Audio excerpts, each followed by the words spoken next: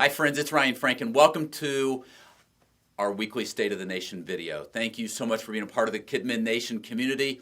Let me remind you that what you do matters so much. I was thinking the other day about when I was a child at the church, and I remember when I was 9 years old, the pastor asked me if I would run sound. Honest to goodness truth. I mean, we're talking in big church. The pastor asked me as a 9-year-old kid if I would run the sound. Now, let me mention a couple things. The church at that point was really, really small, like 20 or 30, 40 people. And the sound consisted of a little box on the front pew with a tape recorder. And really running sound just meant that when it was time for the special music, I pushed play on the tape deck. If you remember tape decks, remember what those were? But I thought that I had arrived. The pastor asked me to run sound.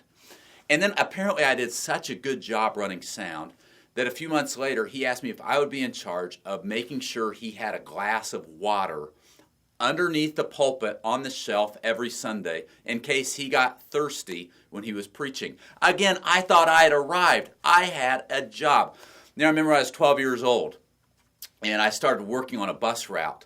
And I started volunteering, and the next thing I knew, as a 12-year-old kid, they made me the bus captain. Can you imagine this? Picking up all these kids on the bus and all of these teenagers, and I was the bus captain, which meant at the age of 12, I was the song leader, and I was in charge of attendance, and I thought it was the greatest thing ever. And then I remember as a 13-year-old kid when they asked me to work in the Awana program on Thursday night, and I became a Spark leader. And I thought it was the greatest thing ever. And I'm looking back on those opportunities. They were great days, and I'm so thankful for them. And the reason I share them with you today is because I'm thankful for a pastor that I've not talked to in years and years and years that asked me as a 9-year-old kid to run sound and to get him some water.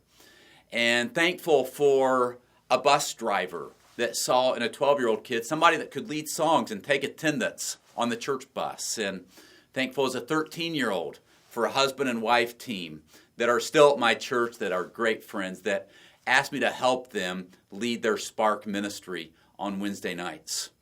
And as I think about these stories, I'm reminded that it is so important not only to develop leaders, but even to get kids serving. Sometimes we think about kids and we think, man, what can kids do? Or we think that we need volunteers, and by default, we immediately go to, okay, who are some adults that I can recruit? But I'm a big believer in giving children and teenagers opportunities to serve. And you know what? They may not do it as well as an adult. They may not do it as well as you do, but you know what? You are making a huge, huge investment in life of that child. I'm going to tell you, as an adult that's still in children's ministry today, I think part of the reason I'm in children's ministry today, part of the reason I'm talking to you children's pastors, is because of those opportunities I was given as a kid to serve in children's ministry. So how well are you doing investing in leaders? One of your biggest jobs is leadership development. It is working yourself out of a job. It is it's the essence of discipleship is what it is. It is finding another Christian and helping them become a disciple. And part of that discipleship process is learning to serve the Lord. And you can make this investment in the life of a child, a teenager, an adult, someone who is an elder to you. The important thing is that you are doing this week after week after week. Friends, thanks again for being a part of Kidmin Nation. I hope that you have an amazing week. Thanks for letting our entire team serve you. If you need anything, don't hesitate to reach out and let us know. Talk to you next time.